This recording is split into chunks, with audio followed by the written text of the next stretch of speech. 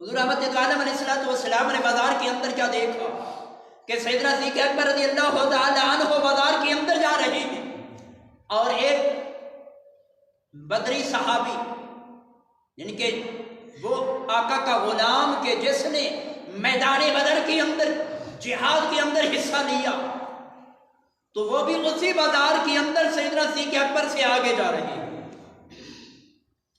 تو سرکار مدینہ صلی اللہ تعالی علیہ وسلم نے اس اپنے غلام سے فرمایا کہ میرے غلام جب بازار کے اندر جاؤ، پہلے آپ نے فرمایا کہ رک جاؤ، جب وہ رک گئے، رکنے کے بعد آقا کے قریب آئے تو حضور احمد عالم علیہ السلام نے ارشاد فرمایا کہ تو جب بازار کے اندر چلو تو آگے پیچھے دیکھ لیا کرو۔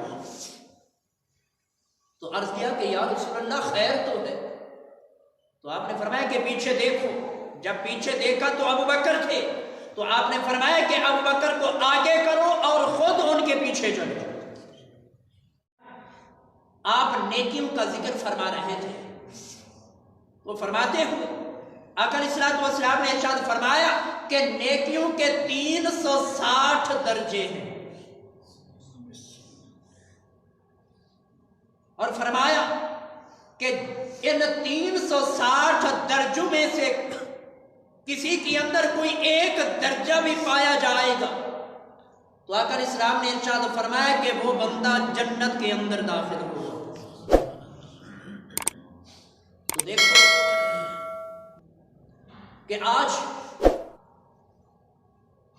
ہماری خواہش کیا ہے کہ دن رات ہمارے گناہوں کے اندر گزرتے ہیں، لیکن ہماری خواہش، ہماری تمنا، ہماری آرزو یہی ہے کہ رب العالمین ہمیں جنت عطا فرما دے۔ یعنی کہ کام کرنے کی عادت نہیں ہمیں، لیکن خواہش یہ ہوتی ہے کہ کپڑا بھی ہمارا اچھا ہو اور کھانے پینے کے لیے بھی ہمیں اچھا ملے۔ اسی طریقے سے دین کے اوپر چلنے کی تو ہمارے اندر کوئی تمنا نہیں، دین کے اوپر چلنے کے لیے تو ہمارے دلوں کے اندر کوئی خواہش ہی نہیں، لیکن ہماری تمنا یہی ہے کہ ادھر ہماری روح نکلے، ادھر قبر کے اندر پہنچے تو پہلے ہی قبر کے اندر جانے سے پہلے جنت کا دروازہ کھل جائے۔ لیکن یہ ایسا نہیں ہو سکتا۔ تو حضور احمد عالم علیہ السلام نے جب یہ 360 نیکیوں کے درجے بیان کیے تو سیدنا صدیق اکبر رضی اللہ تعالی عنہ آقا کی بارگاہ کے اندر عرض کیا کہ یا رسول اللہ، کیا مجھ میں بھی ان 60 میں سے کوئی ایک نیکی کا درجہ موجود ہے؟ تو دیکھو کہ بعد الانبیاء افضل البشر، انبیاء کے بعد اگر مرتبہ ہے تو سیدنا صدیق اکبر کا ہے، اور وہی ذات آقا کی بارگاہ کے اندر یہ عرض کر رہے ہیں کہ یا رسول اللہ 360 درجوں میں سے کوئی ایک درجہ میرے اندر بھی ہے۔ تو قربان جائیے کہ حضور احمد علیہ السلام نے اپنے غلام کو جواب کیسا عطا فرمایا۔ نبی کریم علیہ السلام نے ارشاد فرمایا کہ اے ابو بکر، کہ تو یہ کہہ رہا ہے کہ ان 360 نیکی کے درجوں میں سے کوئی ایک درجہ میرے اندر ہے۔ تو نبی کریم علیہ السلام نے ارشاد فرمایا کہ اے ابو بکر، کہ وہ نیکی ہی نہیں جو تیرے اندر نہ پائی جائے۔ تو اس ذات کو دیکھو کہ جس ذات کے اندر اگر کوئی نیکی نہ پائی جائے تو وہ نیکی ہی نہیں رہتی۔ تو وہ اتنا کچھ کر رہے ہیں کہ آقا سے پوچھ رہے ہیں، اور ادھر ہمارے اندر نیکی کا نام و نشان بھی نہیں ہوتا، اور ہماری خواہشیں، آرزویں، تمنائیں یہ ہوتی ہیں کہ ہم ڈائریکٹ جنت کے اندر چلے جائیں۔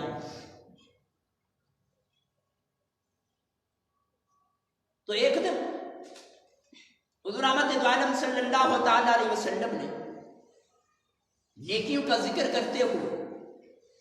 ارشاد فرمایا کہ کوئی کل قیامت کے دن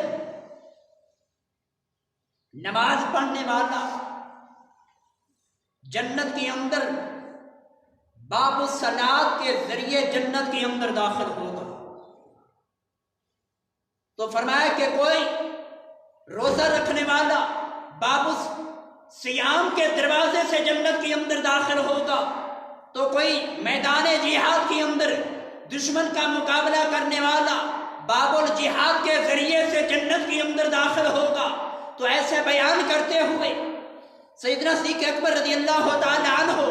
آقا کی بارگاہ کے اندر عرض کرتی ہیں کہ یا رسول اللہ جنت کے 8 دروازے ہوں گے. تو کوئی نماز کے دروازے سے جنت کے اندر داخل ہوگا, تو کوئی جہاد کے دروازے سے داخل ہوگا, کوئی روزے کے دروازے سے داخل ہوگا, تو یا رسول اللہ کوئی حج کے دروازے سے داخل ہوگا. تو یا رسول اللہ یہ تو ارشاد فرمائیے کہ کوئی ایسا بھی خوش نصیب ہوگا تو جو جنت کے 8 دروازوں میں سے جس کو پکارا جائے اور وہ جس دروازے سے چاہے جنت کے اندر داخل ہو جائے. تو حضور احمد دو عالم علیہ السلام نے ارشاد فرمایا کہ ہاں اے ابو بکر وہ ہستی تم ہی ہو کہ کل قیامت کے دن جب جنتی جنت کے اندر جا رہے ہوں گے تم وعد ایسی شخصیت ہوں گے کہ جنت کے 8 دروازوں سے تمہیں پکارا جائے گا کہ نماز کے دروازے سے یہ آواز آئے گی کہ ابو بکر اس دروازے سے جنت کے اندر چلے جاؤ. بابو جہاد کے دروازے سے آواز آئے گی کہ جہاد کے دروازے سے جنت کے اندر داخل ہو جاؤ. اور کبھی تمہیں حج کے دروازے سے پکارا جائے گا, کبھی تمہیں نماز کے دروازے سے پکارا جائے گا, کبھی صدقہ خیرات کے دروازے سے پکارا جائے گا. یعنی کہ اے ابو بکر تم ایسی ہستی ہو کہ جنت کے 8 دروازے تمہارے ذریعے سے جنت کے اندر تمہیں داخل ہونے کے اوپر وہ ناز کریں گے. تو دیکھو کہ یہ مقام,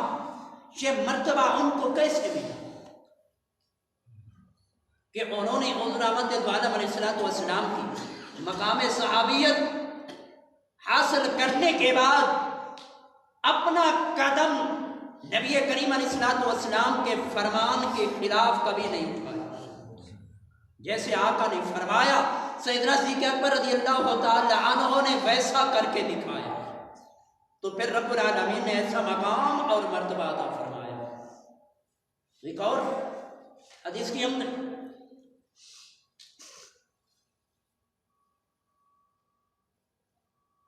حضور احمد دو عالم علیہ السلام نے ایک مرتبہ صحابہ کرام آپ کی محفل کے اندر موجود ہیں.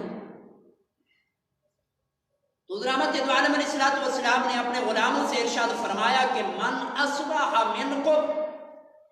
الیوم صائما, کہ میرے غلاموں یہ تو بتاؤ کہ آج کے دن تم میں سے کسی نے روزہ بھی رکھا ہے. تو جب آقا علیہ السلام نے یہ ارشاد فرمایا جب کہ رمضان مبارک کا مہینہ نہیں تھا, نفلی روزے کی بات تھی, تو صحابہ کرام رضوان اللہ تعالی علیہم اجمعین خاموش ہیں. تو کسی نے بھی پہلے جواب نہیں دیا کہ یا رسول اللہ میں روزہ رکھ کے آیا ہوں.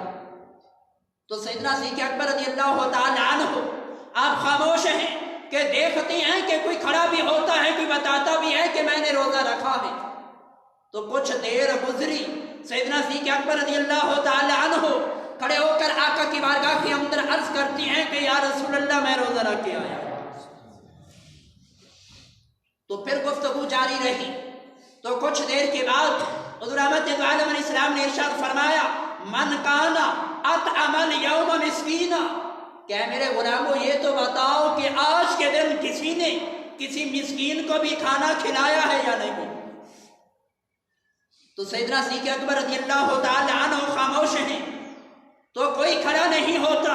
تو بعد میں سیدنا صدیق اکبر رضی اللہ تعالی عنہ کھڑے ہوتی ہیں, عرض کرتے ہیں کہ یا رسول اللہ آج میں ایک مسکین کو کھانا کھلا کر آیا ہوں. اور کچھ دیر کے بعد حضور احمد دو عالم علیہ السلام پھر ارشاد فرماتی ہیں کہ فمن عاد اليوم منکم مریضا, کہ میرے غلاموں یہ تو بتاؤ کہ آج کے دن کیا کسی نے کسی مریض کی عیادت بھی کی ہے یا نہیں, کسی مریض کا پتہ بھی لیا ہے یا نہیں. تو سیدنا صدیق اکبر تھوڑی دیر کے بعد عرض کرتی ہے کہ یا رسول اللہ میں ایک مریض کی عیادت کر کے آیا. تو تھوڑی دیر گزری، حضور رحمت دو عالم علیہ السلام پھر ارشاد فرماتی ہیں کہ اے میرے غلامو، من کان منکم یتبع الجنازۃ اليوم، کیا تم میں سے کوئی ہے کہ جس نے آج کسی مسلمان کے جنازے کے اندر شرکت کی ہو؟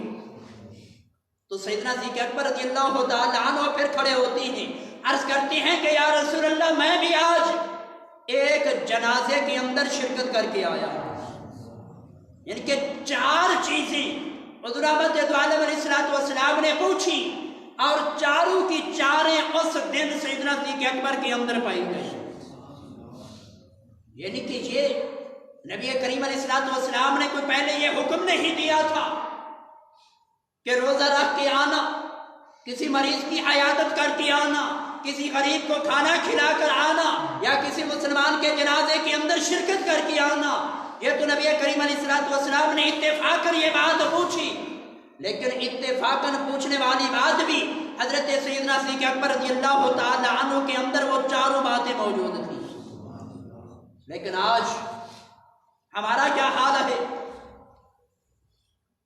کہ نفلی روزے رکھنا تو دور کی بات، جب رمضان کا مہینہ آتا ہے تو ہم کئی بیماریوں کا اظہار کر کے روزہ چھوڑ دیتے ہیں. تو سامعین، پوچھنے والے کو تو ہم مرض کا بہانہ بنا کر، اپنے آپ کو مریض بنا کر پوچھنے والے کو تو ٹال دیتے ہیں، لیکن کل قیامت کے دن رب العالمین کی بارگاہ کے اندر کون سا منہ لے کر جائیں گے؟ آج کئی قسم کا کھانا گھر کے اندر پکا کر کوڑا کرکٹ کی نظر تو کر دیتے ہیں، لیکن وہ کھانا کسی غریب کے گھر کے اندر بھیج کر ہم نیکی حاصل نہیں کرنا چاہتے. اور اسی طرح دیکھو کہ گھر کے ساتھ گھر ہوتا ہے، دروازے کے سامنے دروازہ ہوتا ہے، مریض 4 پائی پہ ہوتا ہے، لیکن ہم اپنی دنیاوی اناج سامنے رکھ کر ہم اس کے پاس اس کا پتہ لینے کے لیے نہیں جاتے. جبکہ حدیث مبارکہ ہے، حضور احمد دو عالم علیہ السلام نے فرمایا کہ جو میرا غلام کسی مریض کا پتہ لینے کے لیے جب جاتا ہے، جتنے قدم چل کر جاتا ہے اور جتنے قدم واپس لوٹ کر آتا ہے، رب العالمین ایک ایک قدم پہ نیکیاں عطا فرماتا ہے. لیکن ہم اتنا بڑا نیکیوں کا ذخیرہ صرف اپنی اناج کی وجہ کے اوپر ضائع کر دیتے ہیں. لیکن اگر وہی مریض کل قیامت کے دن یہ مقدمہ رب کی بارگاہ کے اندر لے جائے کہ مولا میرا یہ ہمسایہ تھا، لیکن میں 2 سال 4 سال یا 1 مہینہ یا 10 دن میں مریض بن پر 4 پائی پہ پڑا رہا، لیکن یہ 1 دن میرا پتہ لینے کے لیے نہیں آیا، تو بتاؤ کہ رب کی بارگاہ کے اندر پھر ہم کیا جواب دیں گے؟ اور اسی طرح دیکھو کہ نماز جنازہ اگر امیر فوت ہو جائے تو ہم شبیشڑ سواری لے کر اس کے جنازے کے اندر شریک ہونے کے لیے سفر کر کے جاتے ہیں، لیکن اگر غریب ہمارے محلے کا فوت ہو جائے تو ہم اپنے محلے کے اندر مرنے والے کے جنازے کے اندر شریک نہیں ہوتے. تو دیکھو کہ یہ حضور احمد دو عالم علیہ السلام نے عمومی طور پہ اپنے غلاموں سے پوچھا، تو سیدنا صدیق اکبر رضی اللہ تعالی عنہ کے اندر وہ چاروں چیزیں موجود تھیں. اور حضور احمد دو عالم علیہ السلام نے ایک اپنے ارشاد کی اندر یہ بات ارشاد فرمائی کہ مسلمان کے اوپر 5 حق ہیں، اور ان 5 میں سے یہ بھی مسلمان کا حق ہے کہ اگر وہ اس دنیا سے چلا جائے تو دوسرے مسلمان کے اوپر یہ لازم ہے کہ اپنے اس مسلمان بھائی کا حق ادا کرنے کے لیے اس کے جنازے کے اندر شریک ہو. لیکن ہم غریب کے جنازے کے اندر شریک ہونے کے لیے اپنے آپ کی توہین سمجھتے ہیں، جبکہ کبھی ایسا بھی موقع آ جاتا ہے کہ بظاہر وہ بندہ غریب ہوتا ہے، لیکن رب کے ہاں وہ بڑا امیر ہوتا ہے، اس کے جنازے کے اندر شریک ہونے والے جنازے کے اندر شریک ہونے کی وجہ سے رب العالمین کی بخشش کا ذریعہ بن جاتے ہیں. لیکن ہم اس کو غریب سمجھ کر، اپنے آپ کو امیر سمجھ کر، اپنے لیے توہین سمجھ کر، اپنے لیے وہ بخشش کا جو ذریعہ بن رہا ہوتا ہے اس بخشش کے ذریعے کو ٹھکرا دیتے ہیں۔ جب یہ آیت کریمہ الیوم اکملت لکم دینکم واتممت علیکم نعمتی وردیت لکم الاسلام دینا، حجۃ الوداع کے موقع پہ جب یہ آیت کریمہ نازل ہوئی کہ آج کے دن اللہ رب العالمین نے دین کو مکمل کر دیا اور تم پر اللہ رب العالمین نے اپنی نعمتوں کو مکمل کر دیا اور دین اسلام کو بطور دین تمہارے لیے رب نے پسند کر لیا۔ جب یہ آیت کریمہ نازل ہوئی، حضور احمد دو عالم علیہ السلام نے رب کا یہ پیغام اپنے غلاموں کے سامنے رکھا تو صحابہ کرام رضوان اللہ تعالی علیہم اجمعین خوش ہو کر ایک دوسرے کو مبارکباد دے رہے ہیں کہ آج ہمارا دین مکمل ہو گیا ہے، رب العالمین نے ہمارے لیے دین اسلام کو چن لیا ہے، رب العالمین نے آج کے دن ہمارے اوپر اپنی نعمتوں کو مکمل کر دیا ہے۔ تو صحابہ کرام خوش ہو کر ایک دوسرے کو مبارکباد دے رہے ہیں، اور ایک ہی سیدنا صدیق اکبر رضی اللہ تعالی عنہ کی واحد شخصیت ہے کہ جن کی آنکھوں سے آنسو جاری ہیں۔ تو سیدنا فاروق اعظم رضی اللہ تعالی عنہ نے جب دیکھا کہ سیدنا صدیق اکبر کی آنکھوں سے آنسو جاری ہیں تو آ کر پوچھتے ہیں کہ اے ابو بکر، آج تو خوشی کا دن ہے کہ ہمارا دین مکمل ہو گیا ہے، لیکن تم رو رہے ہو۔ تو سیدنا صدیق اکبر رضی اللہ تعالی عنہ نے جواب دیا کہ اے عمر، تم تو دین کے مکمل ہونے پہ خوشی کر رہے ہو، لیکن تم نے یہ نہیں سوچا کہ جب دین مکمل ہو جاتا ہے تو اللہ کے رسول کے جانے کا وقت بھی آ جاتا ہے۔ تم تو دین مکمل ہونے کی خوشی منا رہے ہو، مجھے رسول اللہ کے جانے کا غم کھا رہا ہے۔ تو دیکھو سیدنا صدیق اکبر رضی اللہ تعالی عنہ کی سوچ، صحابہ کرام دین کے مکمل ہونے کی خوشی مناتی ہیں، سیدنا صدیق اکبر رضی اللہ تعالی عنہ حضور احمد دو عالم علیہ السلام کے جانے کا غم کر رہے ہوتے ہیں۔ تو جب اتنی بڑی شخصیت، اتنا بڑا سوچ، اتنا بڑا جذبہ دین اسلام کے لیے کہ اپنا سب کچھ دین اسلام کے لیے قربان کر دینا، تو جب اتنا کچھ انہوں نے قربانیاں دی تو رب ذوالجلال نے پھر انبیاء کے بعد اپنی مخلوق کے اندر سب سے بلند مرتبہ سیدنا صدیق اکبر کو عطا فرمایا۔ تو رب ذوالجلال کی بارگاہ کے اندر دعا کہ خالق کائنات ہم سب کو سیدنا صدیق اکبر رضی اللہ تعالی عنہ کے مقام اور مرتبے کو ماننے کی توفیق عطا فرمائے۔ آمین۔ وآخر دعوانا الحمدللہ رب العالمین۔